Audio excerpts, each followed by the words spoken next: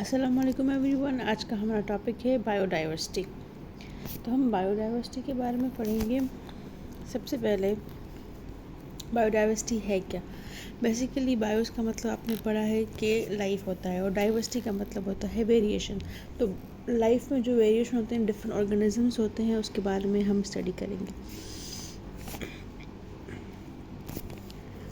तो इम्पोर्टेंस क्या है बायोडाइवर्सिटी की। Biodiversity provide many beneficial products which include fibre, oil, dyes, rubber, water, timber, paper and food. Biodiversity की वजह से हमें क्या मिलता है, हमें डिफरेंट किस्म के फूड्स मिलते हैं, वाटर मिलता है, पेपर मिलता है, फूड मिलता है। उसके अलावा भी हमें बहुत सी इंपॉर्टेंट चीज़ें मिलती हैं, जैसे कि बायोडाइवर्सिटी का मेडिसिन में बहुत बहुत बड़ा रोल है, क्योंकि डिफरेंट किस्म के फ्लावर से, डिफरेंट किस्म के एनिमल से, बैक्टीरिया से हम मेडिसिन्स बनाते हैं। तो वो मेडिसिन भी बायोडाइवर्सिटी की वजह से ही बनती है। उसके अलावा नेक्स्ट है हमारे पास aims and principles of classification. Basically जब डिफरेंट किस्म के ऑर्गेनिजम्स हैं तो उनकी ग्रुपिंग करना, उनको एक सेट करके रखना भी ज़रूरी था। तो बायोलॉजिस्ट ने क्या किया कि ऑर्गेनिज्म को डिफरेंट ग्रुप्स में सेट करके रखा और उनकी ग्रुपिंग को बायोलॉजिकल क्लासिफिकेशन कहा गया। उसके अलावा अब क्लासीफाई तो हो गया, लेकिन अब क्लासीफाई तो करना है, लेकिन किस बेसिस पे करना है। तो जो उनका स्ट्रक्चर था, जैसे कि हम पढ़े principle of classification, some organisms share similar fundamental characteristics और फंक्शंस।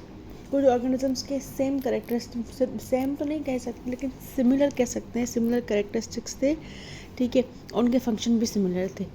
तो it is further explain by means of morphology. Morphology क्या होता है, एक्सटर्नल फीचर होता है किसी भी ऑर्गेनिज्म का, जैसे कि हाथ है, पाँव है, नाक है, आँखें हैं, तो एक्सटर्नली कैसे दिखते हैं, ये होता है मार्फोलॉजी, ठीक है। और इंटरनली जो वो एनाटॉमी में आ जाता है। तो एक्सटर्नल हमें एक्सटर्नल फीचर्स के बेसिस पे पहले क्लासिफिकेशन की गई। अब एक्सटर्नल फीचर्स कैसे होंगे, कुछ होमोलॉगस थे, जैसे कि सिमिलर इन स्ट्रक्चर, मतलब उनका स्ट्रक्चर तो बाहर सिमिलर था लेकिन उनके फंक्शन डिफरेंट थे। जैसे कि अगर हाथ है, ह्यूमन का हाथ है, कैट का हाथ है और बैट का हाथ है, तो ये जो सारे हाथ हैं, इनके वो स्ट्रक्चर तो सेम है लेकिन इनके फंक्शंस डिफरेंट हैं। ऐसे ही एनालॉगस में अगर हम देखें तो स्ट्रक्चर डिफरेंट होगा लेकिन फंक्शन सेम होगा। ये हमारे पास दो चीज़ें हैं, एक बटरफ्लाई का वो है विंग्स हैं, एक बर्ड के विंग्स हैं। तो ये दोनों के स्ट्रक्चर में अगर हम देखें तो बहुत डिफरेंट है, लेकिन इनका दोनों का काम क्या है, दोनों का काम है उड़ना। तो ये एनालॉगस में आ जाते हैं। Sometime it is impossible to classify organisms using morphological characters.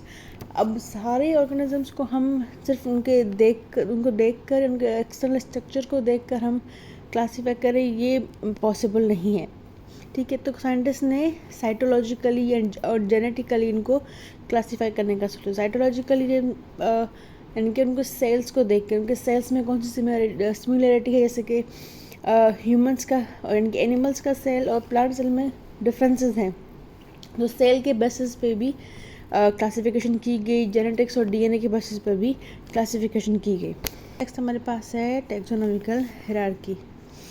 The groups into which organisms are classified are known as taxonomic categories और taxa।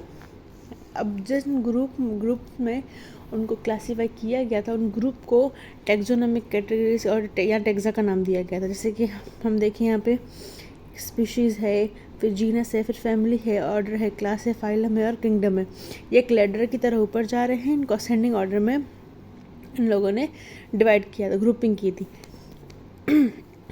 अब सबसे हाई जो लेवल है वो है किंगडम का लेवल, और ऐसे ही 5 किंगडम में ऑर्गेनिजम्स क्लासीफाई हुए थे। तो स्पीशीज़ क्या है, सो बेसिक यूनिट है क्लासिफिकेशन का स्पीशीज़, यानी कि स्पीशीज़ में हम क्या देखते हैं, जो मोस्ट सिमिलर स्पीशीज़ होते हैं, जो मोस्ट सिमिलर ऑर्गेनिजम्स थे, उनको मिला के एक स्पीशी बना दिया गया। जैसे कि हम ह्यूमंस को मिला के एक स्पीशी बना दिया गया, बंदरों को मिला के एक स्पीशी बना दिया गया, और बटरफ्लाइज को मिला के एक स्पीशी बना दिया गया। इस तरह से उनके मोस्ट सिमिलर कैरेक्टर्स को मिला करके एक स्पीशी बना दिया गया। अब स्पीशी के बाद दूसरा लेवल हमारे पास कौन सा था, वो था जीनस। अब जीनस कैसे बनेगा, अब क्लोजली रिलेटेड जो स्पीशीज़ हैं, जो जैसे कि ह्यूमन और मंकीज़ हो गए, अब इनको मिला करके एक जीनस बना दिया गया। अब जो जो क्लोजली रिलेटेड स्पीशीज़ होंगे उनको मिला करके एक जीनस बना दिया गया। तो ऐसे ही 5 जीनस बन गए।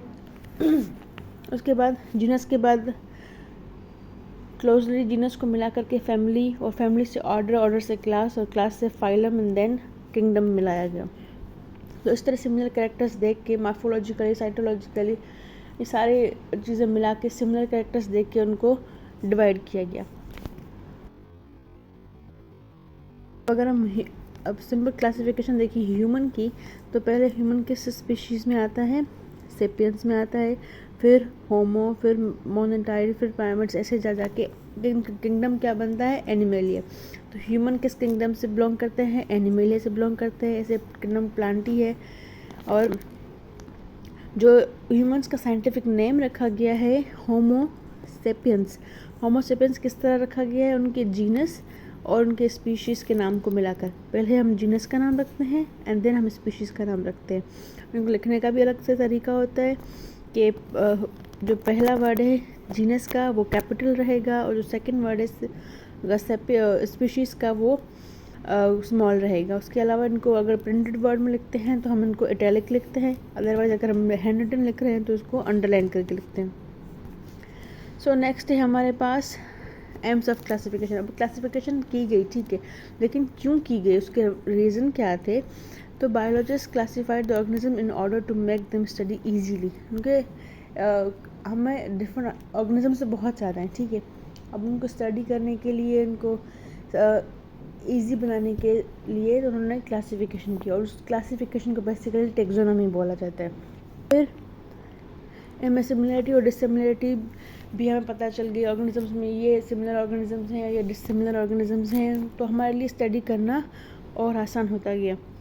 So this is all about biodiversity.